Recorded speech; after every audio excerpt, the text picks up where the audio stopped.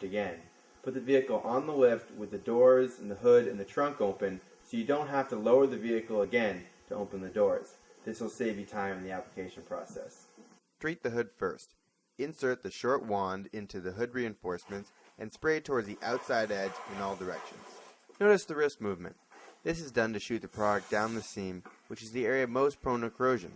Apply outwards using every access point along the outer edge of the hood. For reference, the two small holes in the handle indicate the direction of spray.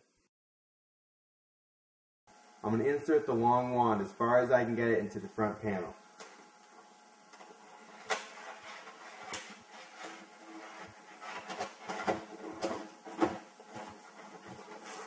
You can use your hand to feel on the panel to see if the wand's gone all the way in, or if you're getting stuck, having troubles pushing it in, you can feel where it is and try to navigate it down to the bottom.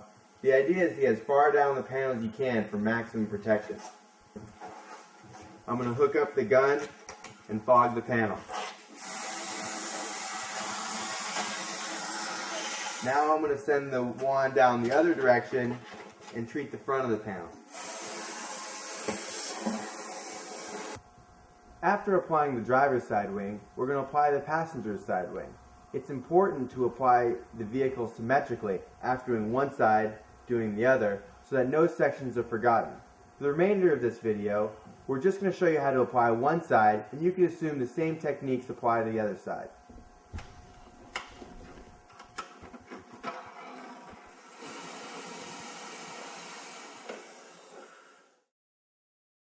Treat the rear wing using the long wand through an existing opening in the longitudinal sill and or from inside the trunk.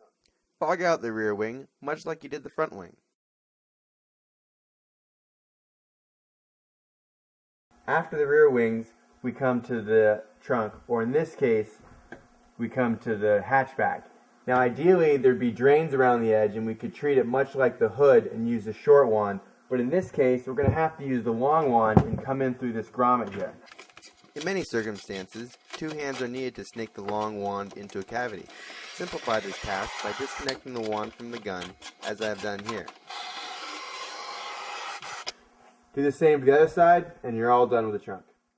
Before treating the doors, put all the windows up and lift the vehicle high enough to comfortably gain access to the underside of the doors. Alright, we've come to the doors. Now every door has several drains in it, but the location varies. On this one, it's hidden underneath the rubber flaps here. What I'm going to do is I'm going to insert the short wand and aim it at the seam and rock it up and back down, pull it out, switch directions, rock it up and back down, the whole time aiming the product down the seam here. I'm going to do it again for the next hole. Now I'm going to switch directions to ensure a thorough application.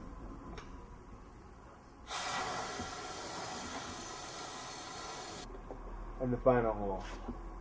While applying to the first and last hole, make sure to aim the product not only through the bottom seam, but the side seam too. Before treating the sills, lift the vehicle high enough to comfortably walk underneath it. The sills are relatively simple to treat as they typically have many rubber or plastic plugs in them. Simply pull a plug, snake the long wand in, and let it rip. Treat the underbody cavities much like the sills using the long wand. Pull plugs to access the cavities if necessary. A thorough application ensures maximum protection, so pay close attention to the details. The underbody cavities are typically long and narrow, and fog will billow out far away from the point of application. Don't assume that an area with fog coming out of it is fully protected. For the most complete protection, the spray tip of the long wand must pass by the entire underbody cavity. There are often a number of steel members below the unibody, such as drivetrain supports, suspension pieces, and frame stiffeners, that also have cavities. Treat them using Waxo Professional 120-4 with either the long or the short wand. 98 gun. Now what you're going for is a nice even application with smooth motion, just like you're using spray paint. Coat the entire underbody except the exhaust, heat shield, drivetrain, and brake rotors. In this demonstration I have chosen not to treat the unibody pan as it is well sealed and not prone to rust on this vehicle. I have skipped it to save material and time, focusing my efforts on areas prone to corrosion, but many users prefer to do the complete application just to be sure. Before starting, holes are made in the doors, hood, and other areas to allow access for the undercoating. Tail lights are removed as well. Remember, the undercoating must reach anywhere that the water may hide.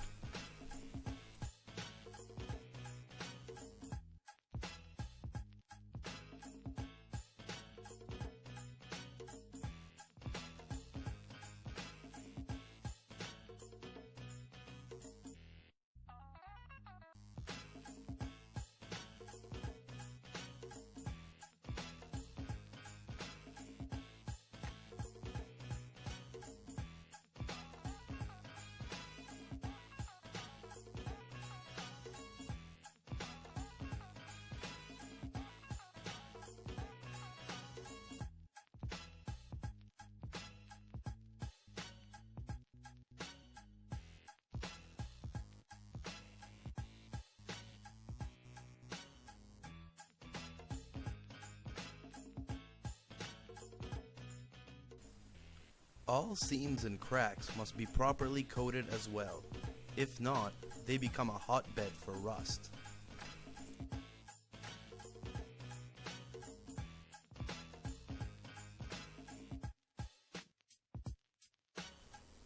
The wheel wells receive extra treatment, considering that they are a high traffic area for water and moisture.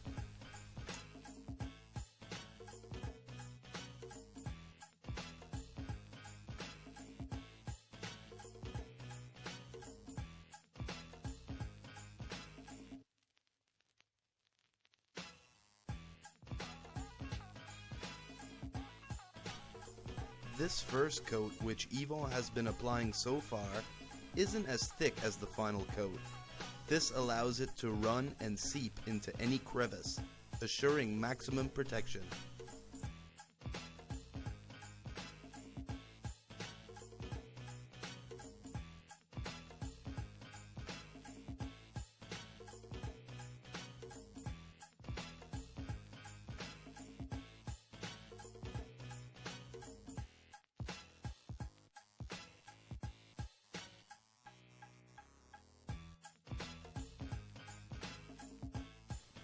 Now, Yvon is applying the second coat, which is far thicker than the first.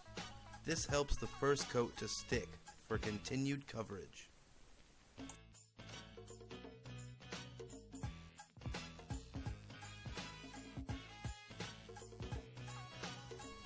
A flashlight is used to make sure that no spots were missed. Last but not least, rubber stoppers are inserted into the holes, preventing any excess water from entering.